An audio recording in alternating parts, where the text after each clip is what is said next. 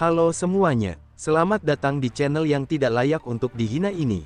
Sebelum kita mulai, atur posisi santainya, seruput kopinya, dan mari kita berkhayal.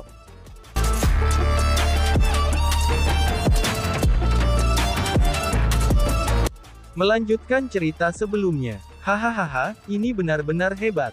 Chu Feng, kita sudah mendapatkan jackpot. Tidak hanya tempat ini mengandung keanehan alam, tapi itu bahkan benar-benar meninggalkan jasad ahli kultivasi yang kuat seperti dia. Apalagi, energi sumbernya masihlah utuh. Ini hanyalah perjamuan yang disiapkan khusus untuk ratu ini. Chu Feng, cepat buka peti mati itu. Setelah ratu ini memurnikan energi sumbernya, kultivasinya pasti akan sangat berkembang. Hahaha, kami benar-benar beruntung, ucap si ratu. Pada saat ini, si ratu menjadi sangat gembira. Dipenuhi dengan kegembiraan dan kebahagiaan, dia mulai melompat dan bangkit. Meskipun peti mati itu telah mengisolasi mayat perempuan itu dari seluruh dunia, membuatnya hingga sedemikian rupa sehingga tidak mungkin bagi siapapun untuk merasakan kultivasi wanita itu. Tapi melalui persepsi Chu Feng, si ratu ini tahu bahwa wanita ini pastilah ahli kultivasi. Dengan bagaimana tubuhnya benar-benar utuh setelah sekian lama, itu berarti bahwa sumber energinya masih tetap ada. Jadi, bagaimana mungkin dia tidak bahagia? Kita tidak bisa melakukannya. Peti mati ini adalah harta. Jangankan untuk membukanya, bahkan akan sangat sulit bagiku untuk memindahkannya, dan juga aku tidak bisa membawanya pergi bersama kami di dalam kosmos sak, ucap Chu Feng sambil menggelengkan kepalanya. Apakah benar-benar tidak ada cara untuk melakukannya? Si ratu bertanya. Ini benar-benar tidak mungkin. Peti mati ini adalah harta karun. Tidak hanya peti mati itu berhasil menjaga tubuh fisiknya tetap utuh selama lebih dari 1000 tahun, tapi ia juga tak tergoyahkan dan seberat gunung. Jangankan aku, kemungkinannya bahkan spiritualis dunia jubah kerajaan biasa juga tidak akan bisa berbuat apa-apa untuk itu.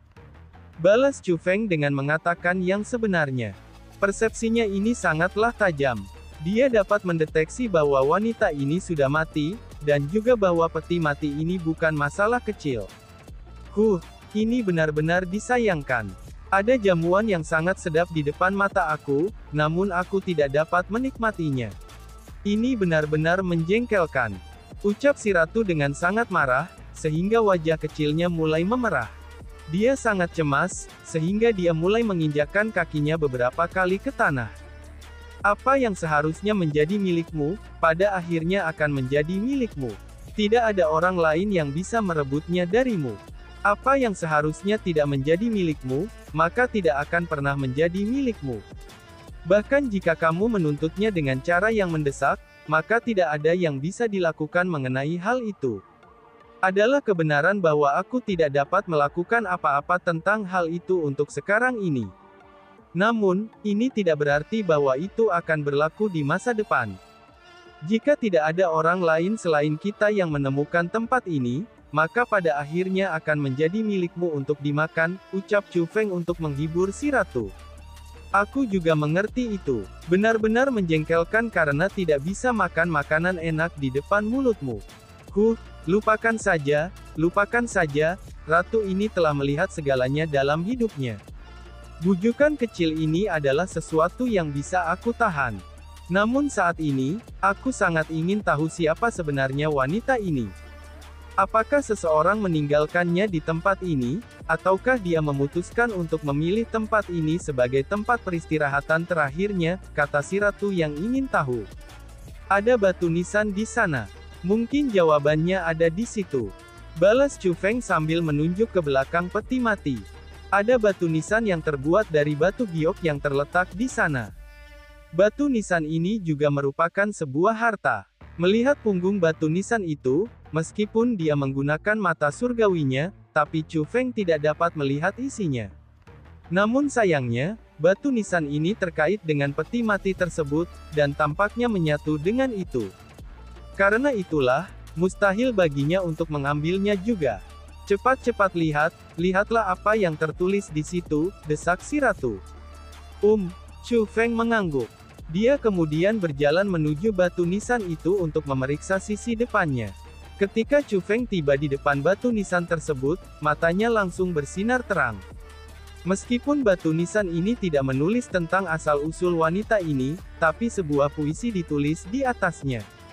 Puisi ini ditulis dengan emosi yang begitu dalam.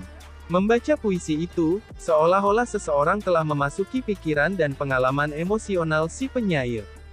Dengan sekali lirikan pada puisi itu, seseorang akan terpengaruh secara emosional olehnya, dan merasa seolah-olah seseorang telah mengalami semua yang tertulis di dalamnya. Aku tidak ada ketika kamu dilahirkan. Kamu sudah tua ketika aku lahir. Kamu menyesal bahwa aku terlambat lahir. Aku menyesal bahwa kamu lahir terlalu cepat. Aku berharap bisa dilahirkan bersama-sama, agar kami bisa menikmati waktu bersama-sama. Aku sangat jauh darimu. Kamu begitu jauh dari aku. Aku menjadi kupu-kupu yang mencari bunga, dan tidur di rumput yang harum setiap malam. Setelah Chu Feng melihat puisi ini, dia mau tidak mau mengalihkan pandangannya ke wanita cantik di peti mati itu. Hanya pada saat inilah dia menemukan bahwa, meskipun wanita ini tampak sangat damai dalam kematiannya, tapi jika seseorang harus hati-hati memeriksa wajahnya, maka orang dapat benar-benar tahu bahwa dia syarat dengan kesedihan. Mereka saling mencintai, tetapi tidak bisa bersama. Sangat menyedihkan. Entah kenapa, tiba-tiba aku merasakan dorongan untuk tidak menyaring energi sumbernya. Ucap si ratu sambil menghela nafas dengan agak kecewa. Aku tidak akan pernah membayangkan, bahwa ratuku ini akan memiliki sisi simpatik seperti itu, jawab Chu Feng sambil tertawa. Cih, ratu ini selalu baik hati, balas si ratu sambil mengerutkan bibirnya. Setelah itu, dia kemudian berkata, mari kita lupakan tempat ini dan terus maju. Keanehan alam itu jauh lebih penting, ucap si ratu. Tentu saja, aku pikir keanehan alam seharusnya tidak terlalu jauh dari tempat kami saat ini. Balas Chu Feng sambil dengan ringan tersenyum, dan kemudian mulai melanjutkan. Dia sebenarnya bahkan lebih cemas daripada si ratu. Tapi sayangnya, tidak lama setelah dia melanjutkan lebih jauh ke dalam gua, dia diblokir oleh gerbang roh dunia. Gerbang roh dunia itu bukanlah sesuatu yang dibentuk oleh alam. Namun sebaliknya, itu adalah sesuatu yang telah ditetapkan oleh seorang spiritualis dunia. Itu adalah sesuatu yang diciptakan oleh spiritualus dunia jubah kerajaan, seru Chu Feng sambil mengerutkan keningnya. Gerbang roh dunia ini didirikan oleh seorang spiritualis jubah kerajaan. Selain itu, gerbang ini sangat rumit, dan bahkan mengandung sejumlah besar bahaya di dalamnya. Untuk Chu Feng saat ini, itu hanya sesuatu yang dia tidak bisa pisahkan. Jika dilihat dari tanda dan simbol di gerbang roh dunia ini seharusnya tidak dipasang untuk waktu yang sangat lama, pasti kurang dari 100 tahun. Namun wanita itu meninggal lebih dari 1000 tahun yang lalu, atau bahkan jauh lebih lama. Mungkinkah orang lain telah menemukan tempat ini? Ucap si ratu. Pada saat ini, si ratu juga mulai khawatir. Itu adalah sesuatu yang tidak bisa kita ketahui. Namun sayangnya, tempat ini adalah tempat yang diketahui orang lain. Selanjutnya, orang itu juga datang ke tempat ini. Selain itu, kekuatan orang itu melebihi kekuatan aku. Itulah hal-hal yang kita ketahui dengan pasti, kata Chu Feng. Kalau begitu, apa yang harus kita lakukan? Apakah kita akan kembali dengan tangan kosong? Si ratu segera bertanya. Aku juga tidak ingin kembali dengan tangan kosong. Namun aku juga bingung, karena kekuatan aku jauh lebih rendah. Jadi, apa lagi yang bisa kita lakukan? Balas Chu Feng sambil menghela nafas. Pada saat ini, dia merasa sangat tertekan. Chu Feng telah menghabiskan semua upaya ini dengan sia-sia, itu sulit baginya untuk tidak merasa tertekan. Jangan khawatir, apa yang seharusnya menjadi milikmu pada akhirnya akan menjadi milikmu. Bahkan tidak ada orang lain yang bisa merebutnya darimu. Apa yang tidak seharusnya menjadi milikmu, itu tidak akan pernah menjadi milikmu. Bahkan jika kamu menuntutnya dengan mendesak, maka tidak ada yang bisa dilakukan tentang hal itu, kata si ratu sambil tertawa. Kamu jangan mengembalikan kata-kataku, ucap Chu Feng dengan sangat marah dengan kata-kata itu, sehingga hatinya mulai terasa sakit. Sebelumnya, dia telah mengatakan kata-kata itu untuk menghiburnya. Namun ketika si ratu berbicara dengan mereka, dia melakukannya untuk mengejek Chu Feng. Lupakan saja, orang tidak bisa melawan kehendak langit. Aku saat ini masih terlalu lemah. Ucap Chu Feng sambil menghela nafas dan kemudian dengan tegas berbalik.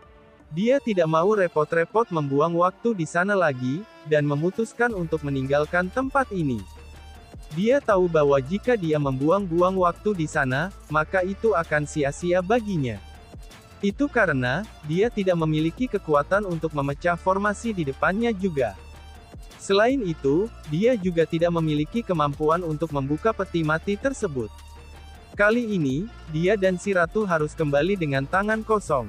Namun meski begitu, Chu Feng tidak berkecil hati. Itu karena bagaimanapun juga, ada kabar baik yang didapatnya dari perjalanan ini. Itu adalah aura keanehan alami masih ada, dan itu berarti bahwa keanehan alam itu belumlah diambil. Selama keanehan alam masih ada, itu berarti dia akan memiliki kesempatan untuk mendapatkannya.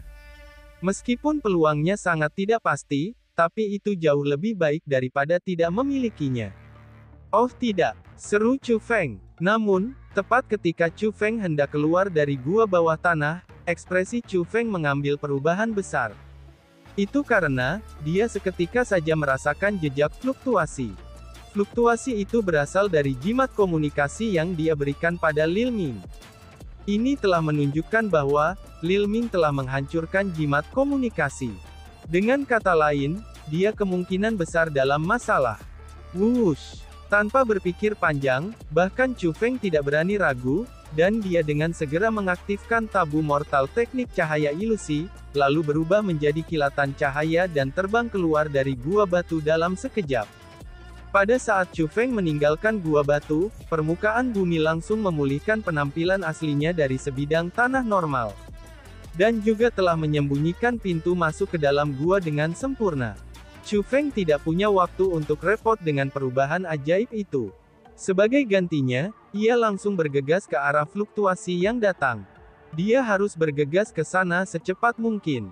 Kalau tidak, itu sangat mungkin bahwa Lil Ming akan menghadapi bencana yang akan terjadi.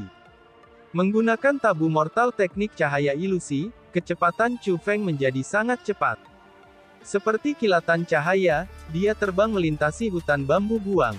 Dengan kecepatan seperti ini, dia segera tiba di lokasi di mana fluktuasi yang dia rasakan itu berasal.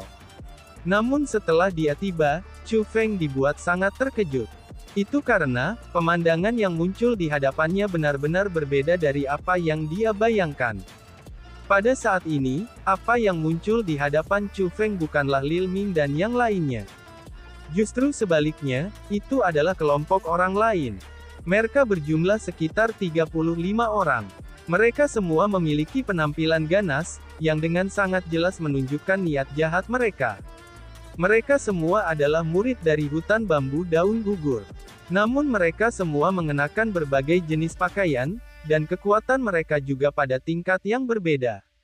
Mereka berasal dari hutan bambu yang berbeda. Di antara mereka semua, orang-orang dengan konsentrasi terbesar adalah para murid yang sering datang ke hutan bambu buang untuk berperilaku kejam, yaitu para murid hutan bambu besi dan hutan bambu tembaga. Namun selain murid dari hutan bambu besi dan tembaga, itu ada juga murid dari hutan bambu perak dan hutan bambu emas. Di antara mereka semua, orang dengan kekuatan terkuat adalah murid dari hutan bambu emas. Dia memiliki ekspresi dingin, dan juga memancarkan arogansi. Tidak hanya dia tidak melihat Chu Feng, dia bahkan melihat sisa kerumunan dengan ekspresi jijik. Itu seolah-olah dia merasa bahwa dia lebih unggul dari mereka semua. Selain itu, kultivasinya hanyalah berada peringkat 2 Raja Bela Diri. Sementara jenis kultivasi ini memang jauh lebih kuat daripada sisa orang yang hadir, tapi itu tidak lebih dari sampah jika dibandingkan dengan Chu Feng. Namun apa yang dikhawatirkan Chu Feng saat ini, itu bukanlah asal atau kultivasi kelompok orang ini. Itu sebaliknya, dia khawatir tentang noda darah pada murid hutan bambu emas itu. Darah itu belumlah mengering. Maka itu menunjukkan bahwa, darah itu baru saja menodai pakaiannya. Selain itu, karena mereka tidak terluka, itu berarti bahwa darah itu bukan milik mereka. Karena darah itu bukan milik mereka, lalu dari siapa darah itu berasal? Maka kemungkinan terbesarnya, darah itu berasal dari murid-murid hutan bambu buang. Yo, apakah kamu itu Chu Feng? Cukup sulit menemukan kamu. Kami benar-benar harus menggunakan jimat komunikasi untuk memancing kamu ke sini. Bajingan, kamu punya beberapa bola besar. Kamu benar-benar berani mengambil inisiatif sendiri untuk menyembuhkan tubuh sampah kecil itu. Apakah kamu tahu apa konsekuensi tindakan kamu nantinya? Itu tidak hanya dia akan lumpuh lagi, tapi kamu juga akan lumpuh. Ayo ke sini, berlutut dan bersujudlah. Berlutut dan jilat sepatu kakekmu ini. Jika kamu melakukannya, maka kakekmu ini akan meninggalkan matamu dengsen utuh, ucap orang itu. Ketika mereka melihat Chu Feng, senyum dingin muncul di wajah orang-orang itu. Dengan ekspresi jahat di wajah mereka, mereka mulai berjalan ke arah Chu Feng. Wush! Tepat pada saat ini, Chu Feng melambaikan lengan bajunya, dan angin tiba-tiba saja berhembus. Dalam sekejap, dia benar-benar menjatuhkan 35 orang itu ke tanah. Pada saat yang sama, penindasan tanpa batas yang kuat juga muncul dari tubuh Chu Feng. Penindasannya ini bahkan menyapu melewati ke-35 murid yang tergeletak di tanah, dan dengan kaku menekan tubuh mereka jauh ke dalam tanah. Perubahan tiba-tiba yang menangkap ke-35 murid ini tanpa peringatan, hal itu membuat mereka merasa terkejut dan takut. Tidak peduli apa, tidak ada dari mereka yang pernah berpikir bahwa Chu Feng akan sekuat ini. Terlepas dari hutan bambu mana mereka berasal, terlepas dari jenis kultivasi apa yang mereka miliki, mereka semua terdesak jauh ke dalam tanah seperti anjing yang sekarat. Seolah-olah jika tekanan sedikit meningkat, maka tubuh mereka akan benar-benar hancur. Menjerit, "Tolong! Tolong!" teriak orang-orang itu. Tidak peduli apa, mereka tidak akan pernah membayangkan bahwa Chu Feng akan sekuat ini. Karena begitu ketakutan, bagaimana mungkin ada di antara mereka yang berani bertindak ganas dan sengit lagi? Yang bisa mereka lakukan hanyalah panik dan menjerit minta tolong. Itu karena, tidak ada dari mereka yang ingin mati. Katakan padaku, di mana mereka? Chu Feng segera bertanya. Chu Feng menyadari bahwa dia datang terlambat. Maka kemungkinan besarnya, Lil Ming dan yang lainnya sudah menerima siksaan ganas mereka. Meskipun dia tahu Lil Ming dan yang lainnya pasti telah disiksa sekarang, dan juga orang-orang sebelum dia kemungkinan adalah pelakunya. Meskipun saat ini Chu Feng sudah sangat marah dan ingin memotong-motong orang-orang ini hingga 10.000 keping, tapi dia masih mampu mempertahankan ketenangannya. Ketenangan inilah yang memungkinkan dia untuk langsung memutuskan bahwa, apa yang harus dia lakukan sekarang bukanlah menghancurkan kelompok ini, tetapi malah menemukan Lil Ming dan yang lainnya terlebih dahulu. Kamu siapa? Dengan kultivasi kamu, mengapa kamu datang ke sini? Apa sebenarnya tujuan kamu? Dibandingkan dengan murid-murid lainnya, murid Golden Bamboo Forest tampak agak tenang saat dia bertanya. Dia tidak berteriak panik. Sebagai gantinya, dia benar-benar mulai mempertanyakan Chu Feng. Namun sayangnya, Chu Feng mengabaikannya sepenuhnya. Namun sebaliknya, dia tiba-tiba mengangkat kakinya, dan kemudian menginjak dengan tiba-tiba. Dengan suara retak, kakinya langsung menginjak telapak murid hutan bambu emas itu. Menjerit, hentakan kaki dari kaki Chu Feng ini, itu menyebabkan murid Golden Bamboo Forest memancarkan teriakan seperti babi yang disembelih. Itu karena bukan hanya Chu Feng menginjak-injak tangan murid itu, tapi dia juga benar-benar menghancurkannya. Rasa sakit semacam itu langsung menembus ke tulangnya hingga tak tertahankan. Aku sedang bertanya padamu, maka kamu hanya perlu menjawabnya, ufap Chu Feng. Niat membunuh Chu Feng ini sangat besar, dan nadanya juga sedingin es. Anu, mereka ada di kediaman mereka. Semuanya, mereka semua ada di sana, jawab murid itu. Pada saat ini, murid itu tidak berani repot dengan kata-kata yang berlebihan. Menahan rasa sakit karena tangannya hancur, ia segera menunjukkan arah kepada Chu Feng. Aku akan menangani kalian semua dengan benar setelah ini, ucap Chu Feng sambil mendengus dingin, lalu dia melambaikan lengan bajunya. Seketika, energi spiritual yang tak terbatas muncul dari tubuh Chu Feng. Energi itu kemudian berubah menjadi banyak sinar keemasan yang turun dari langit, dan berubah menjadi formasi spiritual ketika mereka mendarat. Tidak hanya pembentukan formasi spiritual yang sepenuhnya menutupi ke-35 murid ini, tapi itu juga mengikat mereka di dalamnya, dan juga dengan cepat menyusut dalam ukuran. Pada akhirnya, formasi itu berubah menjadi bola cahaya seukuran telapak tangan. Ini adalah formasi mengurung dan mengikat. Formasi itu memiliki efek yang sama seperti Cosmos Sax. Namun meski begitu, formasi itu bahkan jauh lebih kuat daripada Cosmos Sax, karena itu adalah formasi yang sangat kuat yang bahkan mampu menjebak makhluk hidup di dalamnya. Teknik seperti ini membutuhkan tingkat teknik spiritual seseorang dengan sangat tinggi. Itu adalah sesuatu yang bahkan tidak bisa dicapai oleh para spiritualis dunia jubah emas biasa. Namun bukan hanya Chu Feng yang bisa memilikinya, dia bahkan bisa menggunakannya sesuka hati. Setelah menjebak mereka dalam formasi yang mengikat ini, Chu Feng langsung melemparkan formasi yang mengikat itu ke dalam kosmos saknya. Setelah itu, dia buru-buru bergegas menuju aula istana tempat semua orang tinggal. Ketika Chu Feng tiba di aula istana yang lusuh, meskipun dia sudah siap, dan hatinya langsung bergetar ketika dia melihat pemandangan di depannya. Segera, perasaan marah yang tak terlukiskan memenuhi tubuhnya. Pada saat ini, semua murid hutan bambu buang berada di depannya.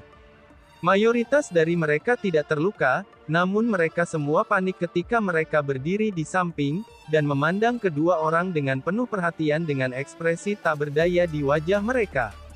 Kedua orang itu berbaring di genangan darah. Kedua lengan dan kaki mereka telah dipotong. Anggota badan mereka yang hilang itu tergeletak tepat di sebelah mereka. Bahkan mata mereka telah dicungkil, dan lidah mereka telah terputus.